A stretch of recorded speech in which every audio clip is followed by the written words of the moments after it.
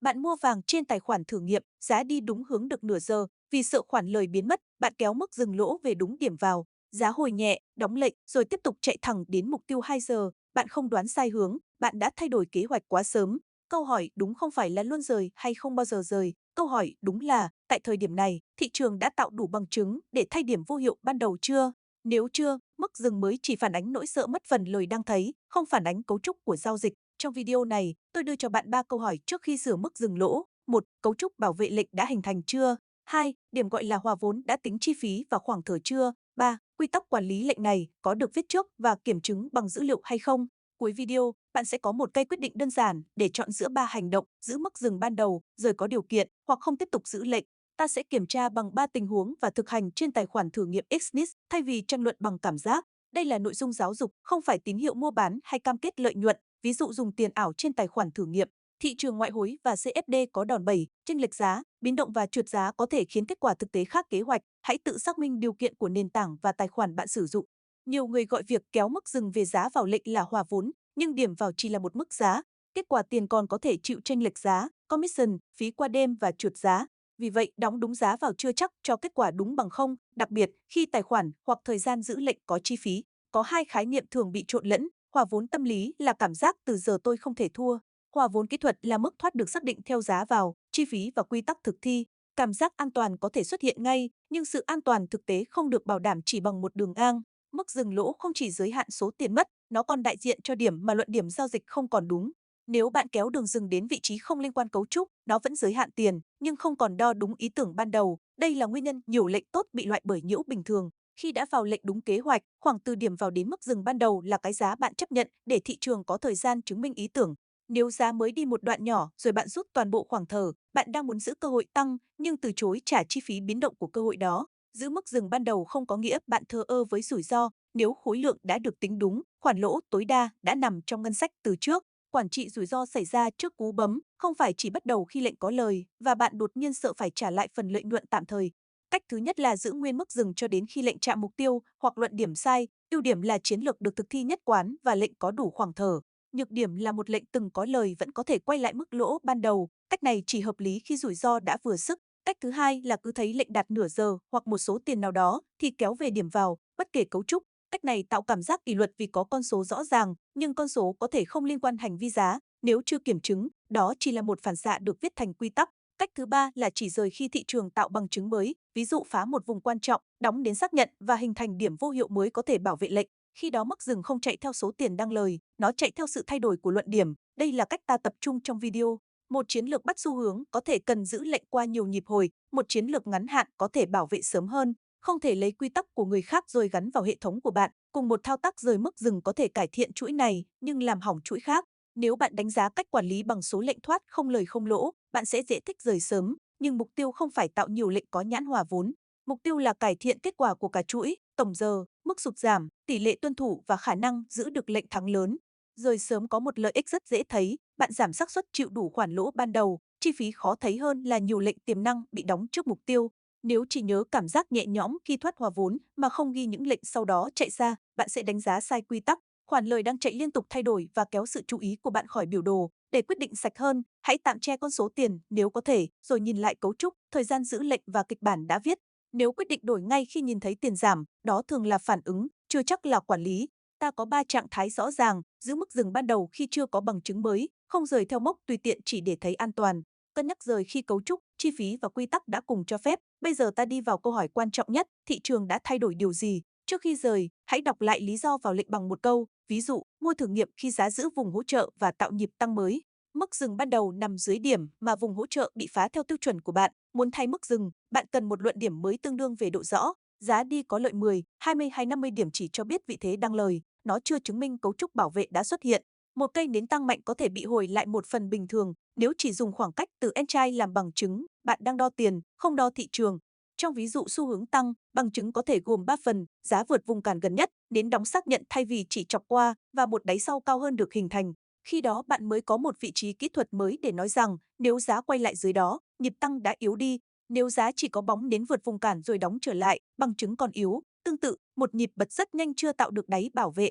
Bạn có thể dùng tiêu chuẩn khác nhưng phải định nghĩa trước, từ đã phá cần có điều kiện nhìn thấy được, không được đổi nghĩa theo mong muốn giữ lợi nhuận. Sau khi cấu trúc mới hình thành, đừng mặc định điểm vào chính là nơi tốt nhất cho mức dừng mới. Có thể điểm kỹ thuật nằm dưới đáy bảo vệ, cao hơn điểm vào, cũng có thể vẫn thấp hơn điểm vào. Mục tiêu là đặt theo cấu trúc mới, không ép cấu trúc phải trùng với con số hòa vốn đẹp mắt. Giả sử lệnh đã đi thuận, nhưng điểm vô hiệu mới vẫn nằm dưới giá vào, bạn có thể giảm một phần rủi ro mà chưa thể bảo đảm hòa vốn. Đây không phải thất bại, chuyển từ rủi ro 1 giờ xuống còn 0,4 giờ, vẫn là quản lý theo cấu trúc, dù nhãn giao dịch chưa trở thành 0 giờ. Khi đáy bảo vệ mới nằm trên điểm vào đủ khoảng cách, bạn có thể rời mức dừng lên trên ăn chai theo quy tắc, nhưng vẫn phải tính chênh lệch giá và khoảng điện kỹ thuật. Việc rời lúc này không xuất phát từ nỗi sợ, nó xuất phát từ việc thị trường đã trao cho bạn một vị trí vô hiệu mới tốt hơn. Một số setup yêu cầu giá phải phản ứng trong thời gian nhất định, nếu sau nhiều đến giá không đi tiếp, luận điểm có thể yếu dù mức dừng chưa bị chạm. Quy tắc thời gian phải viết trước, ví dụ sau một số đến không có tiến triển thì giảm rủi ro hoặc thoát, đừng bịa thời hạn giữ lệnh. Câu hỏi một đạt khi bạn chỉ ra được bằng chứng mới và vị trí vô hiệu mới mà người khác có thể kiểm tra trên biểu đồ. Nếu câu trả lời chỉ là lệnh đăng lời khá nhiều hoặc tôi không muốn nó quay lại, hãy giữ nguyên kế hoạch, cảm xúc không được dùng làm cấu trúc thay thế. Với lệnh mua, bạn mở theo giá ask và đóng theo giá bid, khoảng chênh giữa hai giá khiến vị thế thường bắt đầu với một khoản âm nhỏ. Vì vậy, kéo mức dừng đúng vào giá mở không tự động bảo đảm kết quả dòng bằng không, chênh lệch giá trực tiếp tại thời điểm thoát vẫn có vai trò. Một số loại tài khoản có commission, lệnh giữ qua đêm có thể phát sinh phí qua đêm tùy công cụ và điều kiện tài khoản. Nếu bạn muốn dùng khái niệm hòa vốn sau chi phí, hãy biết các khoản này trước, đừng cộng một con số cố định cho mọi lệnh, vì chi phí có thể khác theo volume, sản phẩm và thời gian giữ. Trong biến động mạnh hoặc khoảng trống giá, lệnh dừng có thể được thực thi khác mức yêu cầu, trượt giá có thể thuận lợi hoặc bất lợi và điều kiện áp dụng thay đổi theo thị trường. Vì vậy, không nên nói đã rời về hòa vốn thì chắc chắn không lỗ, cách nói đúng là bạn đã giảm rủi ro kế hoạch. Ngay cả khi có cấu trúc mới, đặt mức dừng sát đúng một đường giá có thể khiến nhiễu nhỏ chạm lệnh. Khoảng điện phải dựa trên cách bạn đo biến động và cấu trúc, không phải một con số áp cho mọi công cụ.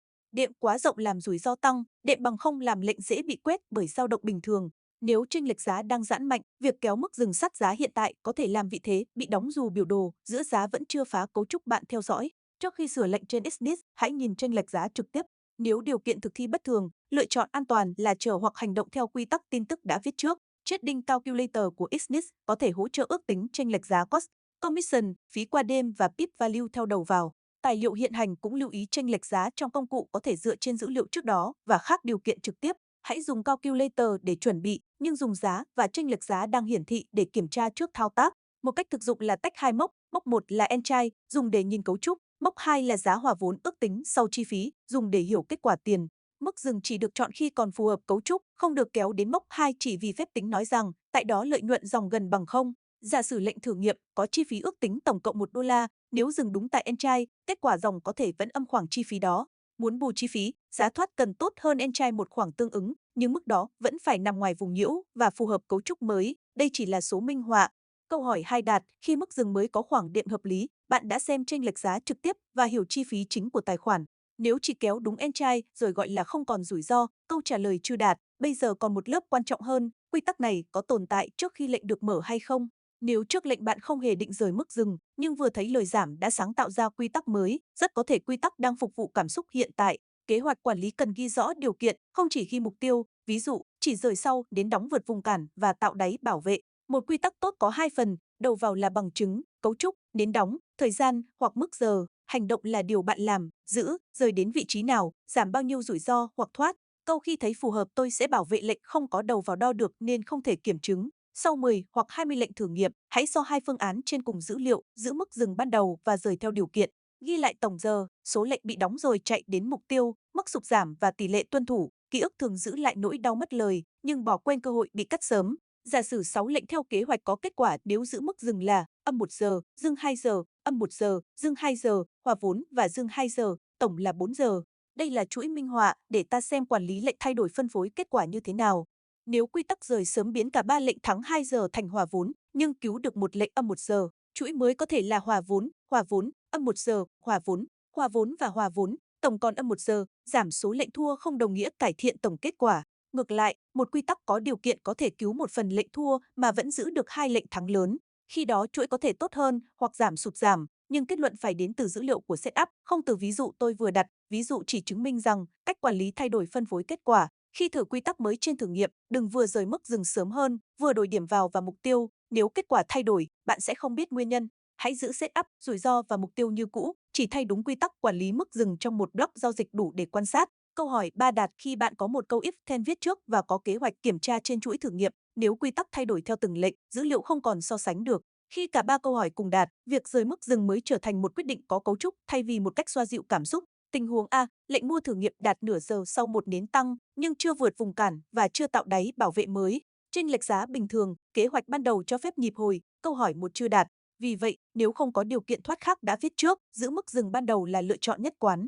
Giữ mức dừng trong tình huống A không phải tham lợi nhuận, bạn chỉ đang trả đúng ngân sách rủi ro đã chấp nhận để setup hoạt động. Nếu cảm thấy không chịu nổi khả năng lệnh từ lời thành lỗ, vấn đề có thể nằm ở khối lượng quá lớn, không nằm ở vị trí mức dừng, hãy sửa viết của lệnh sau. Tình huống B, giá đặt 1 giờ, đóng đến trên vùng cản, sau đó hồi và tạo đáy cao hơn.